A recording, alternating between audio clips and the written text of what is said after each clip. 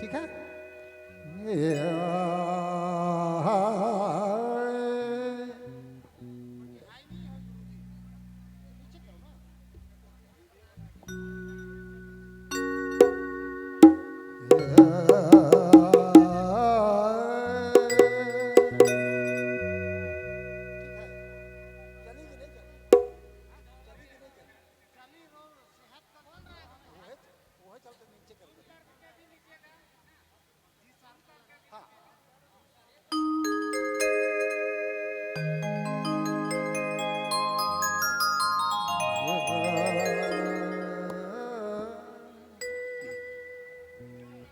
चलो चलो ठीक है।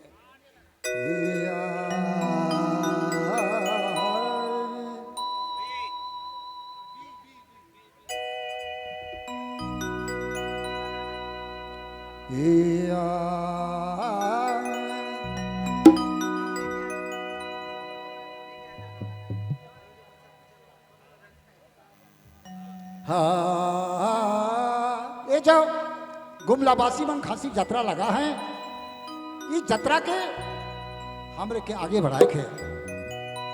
खुशमन जी शादी ब्याह कर कार्यक्रम के समाहित कई हैं, लेकिन और भी कार्यक्रम के ये जतरा में समाहित करे चाहिए। और ये कार्यक्रम झारखंड में, छत्तीसगढ़ में, उड़ीसा में और जहाँ जहाँ हमरे कर आदमी हैं वहाँ एग्जाम के करे चाहिए।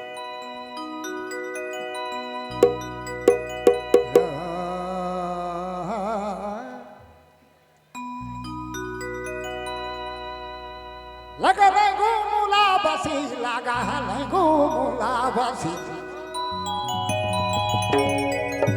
भाई शादी ब्याह हो है तो डबकस तो होना चाहिए।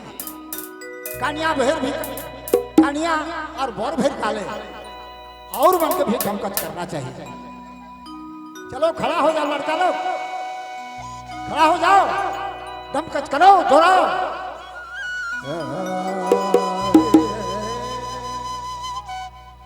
लगा गुमुला बसी।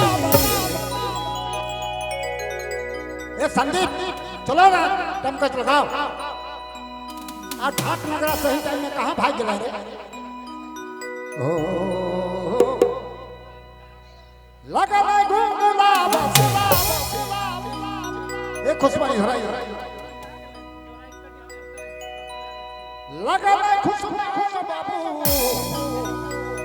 एक कड़ी का सुनते हो बाबू। लगा खुशमान बाबू, घासी हो जातरा, घासी हो जातरा।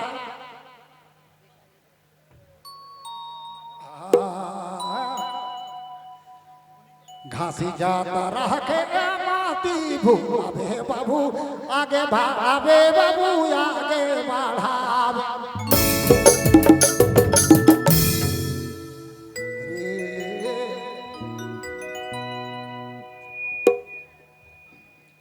लगा गुमुला बसी,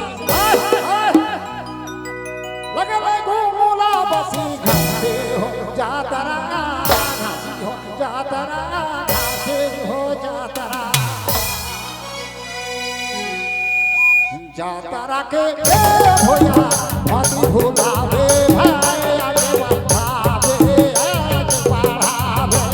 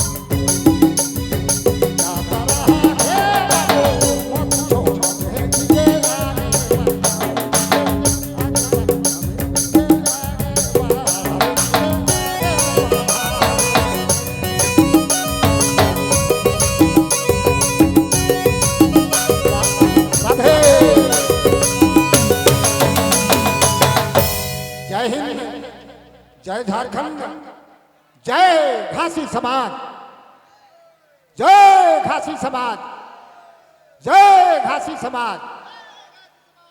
धन्यवाद। एक और फरमाइश है।